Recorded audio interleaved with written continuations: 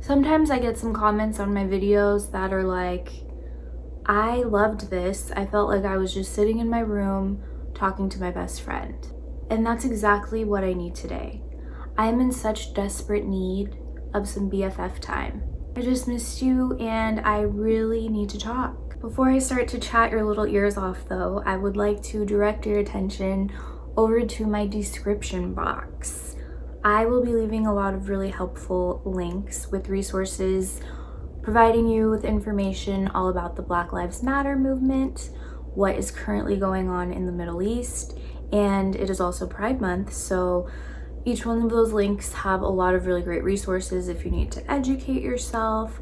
There's also information on places to donate, as well as tons and tons of petitions to sign. If the website's not asking you whether or not you're a robot, you're not signing enough petitions. I hope that this maybe provides you with a short and sweet little distraction. Like I said, I just really missed you all. I have been on a journey, let me tell you. So back in March, I posted a video called Getting Some Things Off My Chest, where I just kind of let you all in on some things that were going on in my life. I was very sad back then, still am, but you know, we're working through it. I guess this would be like an updated version of that. I just feel like I need to get real for a second. I just don't even know where to begin. I guess we could start off small. I painted, I don't really know if you can tell or see. You can kind of see the contrast here, like the white and this color. But I painted this room that I'm staying in at my parents' house. It's like a pretty minty jade kind of color. I don't know how to describe it, but I'm really satisfied with it. And now when I leave, this room will just be a beautiful updated guest room for whoever's visiting my family. I don't want this in any way to be like me complaining about my problems. I'm just trying to share my personal story, what I've been going through and learning. I don't feel right posting any other videos without, I guess, just having a one-on-one. So in March when I made that video, it was kind of right at the start of quarantine, and I had been mentioning just, you know, the waves of sadness that have been hitting me and feeling kind of hopeless. Things in my personal life have just dramatically shifted so much that I'm kind of in a place where I'm internally just trying to start all over. I would say that like this year has been my rock bottom, and I kind of let my parents in on some really dark things that have happened in my past that I have never shared with them before, and I don't really feel comfortable talking about it on here. For a decent amount of time, I was a part of something very damaging and toxic and was just not good for anyone involved. And it obliterated everything about me. It was just something that is going to take probably a good 2 years for me to move past fully and sort it all out. It's been challenging working past it and navigating and just trying to kind of separate myself from the situation and really look back and take it all for what it was. It really has changed my whole perspective on life. It was just something that made me into a person that I don't want to be at all. I finally expressed really all of the nitty-gritty details of it to my parents, which I've never done before. With quarantine, I've just had a lot of time to really sit and stew and think about it and reflect, and it's been very painful because I don't want to relive a really large chunk of those moments, but I am working through reflecting and taking what I can from it and learning. So yeah, when I was open with my parents about it, it was really like a huge weight lifted from me, because I don't know, I guess it was like once I told them, it made it real. Once I kind of told them, it was just a way to start healing. That's just kind of like where I was, and I'm still there. I bought myself a little journal to write in just about all of my feelings, because it's a lot. I think it's kind of overwhelming to talk about with people who don't really get it.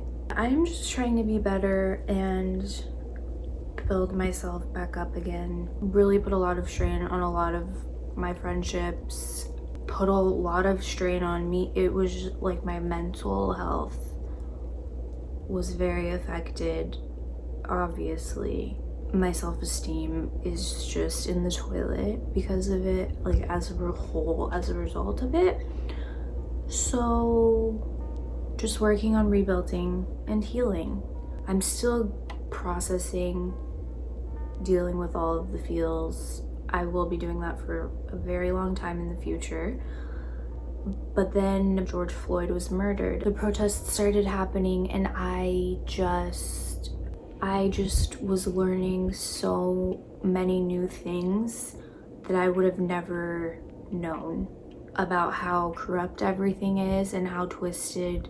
Like Anonymous on Twitter, I can't tell you how long I've spent on their pages just scrolling. It's just like that quote I've been seeing going around. It's a privilege to learn about racism instead of having to deal with it your whole life. I'm 50% Afghan, a quarter Puerto Rican, and a quarter white. But I look white. People just assume I'm white. And I guess I've lived a pretty sheltered life for the most part. So the thing that is upsetting to see is just the way our country is. I just don't understand how certain people don't see a problem or act like it's not a big deal or just don't take it seriously. Like, how can you just choose to not listen to what Black people are saying? It blows my, like, if roles were reversed, you would want to be heard. One of the movies that was suggested to watch just to learn more about our legal system and cops and everything was the documentary 13th on Netflix. Just no words. If you haven't seen it, please watch it. It's just sickening to know like how we just average people in society are lied to our whole lives, and how Juneteenth should be a federal holiday and it's not. It's just so wrong. But all of these things have just, I guess, taught me to not blindly trust everything that is told to you and spoon-fed to you, basically. Like how schools just keep certain things out of history books. It's hard to articulate how I feel because I know it's not about me, but I'm angry for the people that have been affected.